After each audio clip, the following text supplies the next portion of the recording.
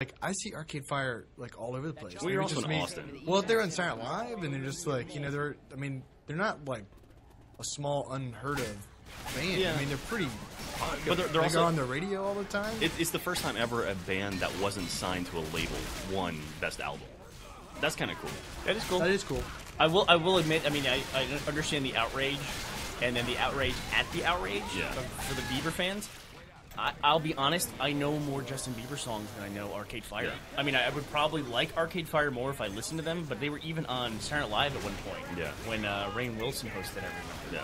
And I don't know anything about Arcade Fire. Yeah. But I do know Justin Bieber songs. But I mean, like, people like rip into Justin Bieber. I respect the kid. I don't like his music, but it's like, for what he does, like, man, that kid, you know, he's what, 16 now, and he's got a lot of work under his belt. Man, it's just that thing. You know, it's like the Twilight movies. People, if a group of people like something a lot, there's another group of people that wants to tell them why they shouldn't like it. And I don't know why people are like that, especially people on the internet are like that, but that's just the way they are. My stuff is cool, your stuff sucks, basically is what it comes down to. Arcade Fire didn't have a label?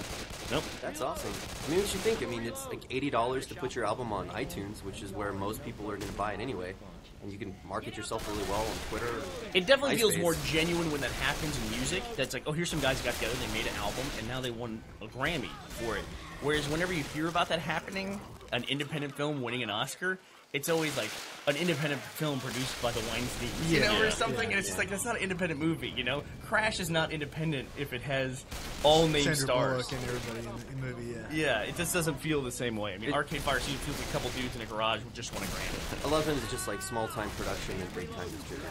I mean, so it's kind of hard to figure out what is an independent movie. Like, well, how do you find that? Yeah, I mean, like Clerks was an independent movie.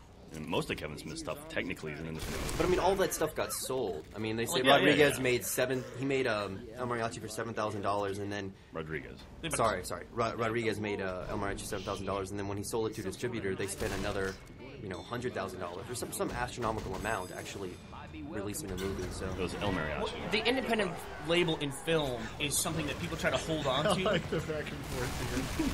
Let's just see what else Jack can correct it, Brandon. But Clerks, I definitely see as an independent film.